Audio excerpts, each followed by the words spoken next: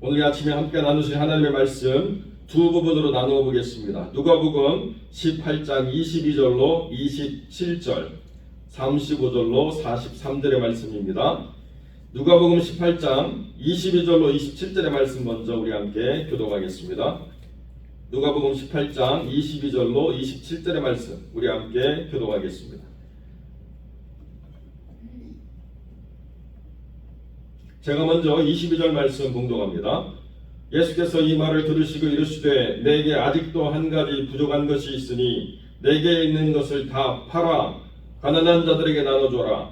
그리하면 하늘에서 내게 보화가 있으리라. 그리고 와서 나를 따르라 하시니 그 사람이 큰 부자의 눈으로 이 말씀을 듣고 심히 근심하더라. 예수께서 그를 보시고 이르시되 재물이 있는 자는 하나님의 나라에 들어가기가 얼마나 어려운지 낙타가 바늘귀로 들어가는 것이 부자가 하나님의 나라에 들어가는 것보다 쉬우니라 하시니 듣는 자들이 이르되 그런즉 누가 구원을 얻을 수 있나이까. 이르시되 그 사람이 하시는 것을 하나님은 하실 수 있느니라. 아멘. 우리 35절로 43절을 함께 교독하겠습니다. 제가 35절 말씀 봉독합니다. 여리고에 가까이 가셨을 때에 한 맹인이 길가에 앉아 구걸하다가 내가 지나감을 듣고 이 무슨 일이냐고 묻되 그들이 나사렛 예수께서 지나가신다 하니 맹인을 치르되 다윗의 자손 예수여 나를 불쌍히 여기소서. 앞서가는 자들이 그를 꾸짖어 잠잠하라 하되 그가 더욱 크게 소리질러 다윗의 자손이여 나를 불쌍히 여기소서 하는지라. 예수께서 몸을 쏘서 하나님께 돌아가셨으니 그가 가까이 오매 물어 이르시되 내게 무엇을 하여 주기를 원하느냐. 이르되 주여 보기를 원하나이다. 예수께서 그에게 이르시되 보라 내 믿음이 너를 구원하였느니라 하시니 함께 읽습니다. 곧 보게 되어 하나님께 영광을 돌리며 예수를 따르니 백성이 다 이를 보고 하나님을 찬양하니라. 아멘. 본문의 말씀을 가지고 오직 예수를 따르는 삶이라는 제목의 말씀을 함께 나누겠습니다. 오늘 이 부자 광원 또는 부자 청년이라고 하는 이 청년과의 만남은 마태복음 19장에도 마가복음 10장에도 다 기록되어 있는 그런 기록입니다. 그래서 이 청년이 주님께 나와서 영생을 얻고자 하는 바람을 고백할 때 주님께서 계명을 따르는 삶을 살았느냐 이렇게 먼저 질문했더니 어릴 때부터 본인은 한 번도 계명을 어긴 적이 없다 이렇게 이야기했습니다. 그때 마태복음이나 누가복음은 그런 표현이 없지만 마가복음 10장 21절에 보면 사랑하셔서 말씀하시되 이렇게 되어 있습니다. 이 청년을 주님께서 책망하시고 모욕 주시기 위해서 말씀하시는 것이 아니고 이 청년이 너무나도 사랑스러웠기 때문에 주님께서 말씀하시기를 내 모든 소유를 팔아 가난한 자들에게 주고 너는 나를 따르라 이렇게 주님이 말씀하셨습니다. 그때 그 청년이 큰 부자였기 때문에 이 말씀을 듣고 심히 근심하고 떠나갔다 이렇게 성경이 이야기하고 있고 그 이후에 우리가 잘 아는 대로 낙타가 바늘귀로 들어가는 것이 부자가 하나님의 나라에 들어가는 것보다 쉽다 주님이 이렇게 말씀을 하셨다는 것이죠. 여러분 우리 인생에 이 말씀이 기쁨이 되고 감사가 되는 게 아니라 부담이 되고 걸림이 되는 것들을 우리가 잘 압니다. 부자가 하나님 나라에 들어가는 것들이 얼마나 어려운가. 낙타가 바늘귀로 들어가는 것이 오히려 쉽다 주님이 이렇게 말씀하셨거든요. 그런데 이 낙타라고 하는 단어를 큰 밧줄로 이렇게 잘못 전달된 중간에 사건이 있어가지고 그 중간에 전달된 오류가 원래 낙타라는 말을 대신하는 원전인 것처럼 이렇게 전달되어서 사람들이 비판하는 부분들이 있는데요. 주님은 낙타를 말씀하신 것이 맞고 바늘귀라고 하는 문을 통과하는 것이 어렵다는 것을 분명히 말씀하셨습니다. 그렇기 때문에 부자는 하나님 나라에 못 가느냐? 아니요. 부자는 하나님의 능력에 의해서 하나님 나라에 갈 수 있다라고 주님이 이렇게 말씀하셨다는 것입니다. 그러면 어떤 부자가 가느냐? 하나님의 뜻대로 그 재물에 하나님의 주권을 인정하고 그 뜻대로 살아가려고 하는 모든 부자들은 다 하나님 나라에 들어갈 수 있다. 주님이 이렇게 말씀하셨다는 것이죠. 그러니까 여전히 일관되게 주님을 따를 것이냐 아니면 재물을 따를 것이냐라고 이렇게 주님이 두 가지 중에 선택하는 삶을 우리에게 계속 가르쳐주고 계시다는 것입니다. 여러분, 재물을 따르는 삶이 우리 삶에서 전혀 부자연스럽지 않습니다. 재물을 따르는 삶은 너무나도 우리에게 친숙한 것이죠. 우리가 무엇을 하더라도 그 하는 모든 수고에 육체적으로 우리가 희생했던 모든 값을 정당하게 지불받지 않으면 부당하다고 이야기하지 않습니까? 그리고 똑같은 일을 하는데 누군가가 나에게 지불하는 대가가 더 많다고 이야기하면 당연히 더 많은 값을 받을 수 있는 것을 선택하는 것이 우리의 삶에 자연스럽죠. 그러니까 주님이 우리에게 말씀하시는 그 재물을 추구하는 삶이 우리에게 있어서 다 거절되고 다 무시되고 다 버려져야 되는 삶으로 주님이 살아가라고 말씀하시는 것은 아니라는 것입니다. 그런데 재물을 우리가 다스리고 살아갈 수 있는 그 삶의 가장 중요한 핵심은 어디에 있느냐? 재물을 추구하는 것으로 끝나는 것이 아니라 그 재물이 사용되어지는 것까지 하나님의 주권을 따라 살아가라. 주님이 이렇게 말씀하신다는 것입니다. 그러니까 쌓아두는 부자가 되지 말고 하나님의 뜻에 그 뜻을 활용함으로 하나님의 영광이 되게 하는 부를 우리가 가져가야 된다라고 주님이 말씀하신다는 거죠. 부자인 그 자체를 주님이 비난하시는 것이 아니라 부를 어떻게 쓸 것인가에 대한 지혜가 없음을 주님이 지적하셨다는 것입니다. 그 청년이 계명을 잘 지켰기 때문에 하나님께 충성된 사람이냐? 사람들은 다 그렇게 생각한다는 거예요. 그런데 청년은 아직도 영생에 대한 확신이 없고 아직도 채워지지 않는 삶의 공허함이 있기 때문에 예수님께 나와서 내가 어떻게 살아가야 됩니까? 라고 하는 그 질문에 너의 모든 삶에 빈 것이 뭐냐? 너의 재물이 너를 하나님을 따르는 자로 살아가는데 영광이 되게 하라. 방해가 되지 않게 하라. 주님이 그 말씀을 하셨다는 것입니다. 아, 내가 이렇게 살아가면 그러면 영생을 얻을 수 있구나라고 기뻐하는 마음을 가져가야 되는데요. 그 말씀을 딱 줬더니 드러나는 삶의 단면이 뭐냐? 하나님께 나아가는데 이 재물이 영광의 도구로 사용되어지지 않고 발목 잡는 올무로 지금 있다는 것을 본인이 깨달았다는 것입니다. 여러분, 영생을 추구하는 삶 얼마나 멋지고 얼마나 고결한 삶의 목적입니까? 얼마나 가치 있는 삶의 목적입니까? 반면에 맹인은 주님을 만나서 주님이 내가 무엇을 하기를 원하냐라고 이야기할 때 나도 천국에 가고 싶습니다라고 이야기하지 않았다는 거예요. 너희가 무엇을 하기를 원하느냐? 이 맹인은요, 무엇을 간구했습니까? 주여, 보기를 원한다. 천국은 언제 가든지 모르겠지만 나는 지금 내 삶에 필요한 것들이 해결되기를 원합니다 라고 주님께 이야기했습니다. 그랬더니 내 믿음이 너를 구원하리라 주님이 이렇게 말씀하셨다는 거죠. 본인은 단지 보기만을 원했을 뿐인데 주님은 그 믿음을 보시고 구원을 주셨습니다. 이 맹인은 주님을 따르는데 아무런 제약이 없는 삶으로 나아갔다는 것이죠. 하나님께 영광을 돌리며 예수를 따르는 삶을 살게 되었다. 여러분, 이 맹인은 청년에 비해서 얼마나 보잘것없는 삶의 시간들을 보냈습니까? 얼마나 비참하고 얼마나 권고한 삶을 살았습니까? 그가 보기를 원하는 것은 단순히 내가 이제 눈을 뜨면 잘 먹고 잘 살 수 있도록 나도 열심히 살아갈 거야 이런 기대가 아니라 내가 정말 나사렛 예수를 눈으로 볼 수 있다고 한다면 정말 그를 따르는 제자가 되겠다라고 하는 간절한 바람이 그 안에 있겠다는 거죠. 보이지 않는데 어떻게 주님을 따르는 삶을 살겠습니까? 그러니까 가장 심플하지만 가장 명확한 삶, 주님을 보게 하시옵소서.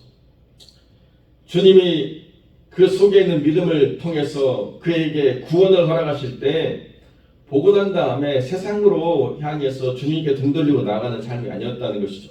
영광을 돌리며 예수님을 따르는 삶을 살게 되었다는 것입니다. 부자 청년은 모든 것이 갖춰진 삶이었습니다. 어릴 때부터 모든 계명을 알았고 그것을 지켜왔고 그것을 지금도 어기지 않는 삶을 살았는데요. 거기 딱 정체되어 있는 삶이에요. 더 나갈 수도 없고 더 물러설 수도 없는 오도 가도 못하는 그런 삶의 자리에 갇혀있는 삶이었습니다. 그것을 돌파하기 위해서 뭐가 필요하냐? 그 벽을 뚫는 도전이 필요하다는 거예요. 무엇에 갇혀있느냐? 계명 준수와 재물에 갇혀 있었습니다. 더 이상의 이 계명은 나를 하나님을 알아가는 그 본질에 더 나아가게 하지 못하는 행위 규범으로 딱 있었거든요. 그러니까 주님을 만나고 주님을 따르는 삶을 살아야 이 계명의 핵심 가치가 무엇인가를 이해하고 단순히 행동을 제약하는 계명이 아니라 영의 생명이 되는 말씀의 참된 본질을 깨닫기 위해서 주님을 따르는 삶을 살아가야 되는데 그 삶의 가장 큰 장애가 뭐냐? 그를 묶고 있는 삶의 부요함이었다는 것입니다. 부요함 그 자체를 주님이 비난하신 것이 아닙니다. 그 부요함이 너를 지금 묶고 있기 때문에 그 부요함의 문제를 하나님께 영광이 되는 거룩한 수단으로 사용하라고 주님이 말씀하고 있다는 것이죠. 물질이 내게 있는 것이 왜 비난받아야 될 이유입니까? 물질이 내게 있는 것 비난받아야 될 이유가 전혀 아닙니다. 그 물질을 어떻게 내가 사용하느냐의 문제만 주님이 살피신다는 거죠. 오히려 물질을 하나님이 맡기시는 것은 복이었습니다. 그 복이 복으로 표현되어지고 증거되어질 수 있도록 삶을 살아내는 것, 이것이 하나님 안에서 이 거룩한 책무를 가진 자들의 의무라는 것을 우리가 분명히 깨달아야 된다는 것이죠. 여러분, 그러니까 부유함 자체를 하나님이 비난하시는 것이 아니라 그 부유함에 대한 삶의 목적과 계획이 없는 것을 하나님이 분명히 책망하시는 것은 너무나도 중요하다는 거예요. 왜 하나님께서 가난의 문제를 해결하지 않고 여전히 우리 가운데 방치하시는가? 가난의 문제를 얼마든지 하나님이 해결하실 수 있습니다. 지금도 이 부유한 나라에서 먹지 않고 버리는 것들을 우리가 누군가에게 베푸는 것으로 활용한다라고 한다면 이 전 지구적인 가난은 다 해결된다라고 이야기하죠. 제가 저희 아이들 학교 다닐 때 보면 아이들이 점심시간에 급식을 받아가지고 나오면서 먹지도 않고 쓰레기통에 다 부어버려요. 안 먹으면 차라리 안 받으면 좋은데 다 받아가지고 나와서 아무 생각도 없이 확 부어버리고 그냥 가요. 그 소중한 것들을, 그것을 위해서 여러분 지금 얼마나 세금을 많이 내고 있습니까? 교육세 엄청 뜯어가죠. 그런데 아이들은 아무런 감사도 아무런 감동도 없이 그냥 쓰레기통에 던져버리는 그러한 정크푸드로 그냥 이해한다는 거예요.